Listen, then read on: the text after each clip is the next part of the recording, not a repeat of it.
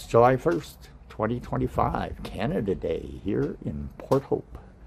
And I've got my cameras set up over here. We're going to try to get some pictures of the fireworks as they would be seen from our own front porch here.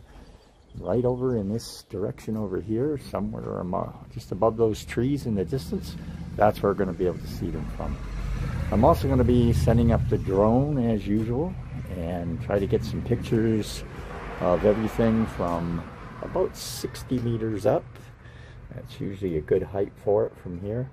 There it is, all set up on the table, and about an hour and 15 minutes from now, I should be ready to go.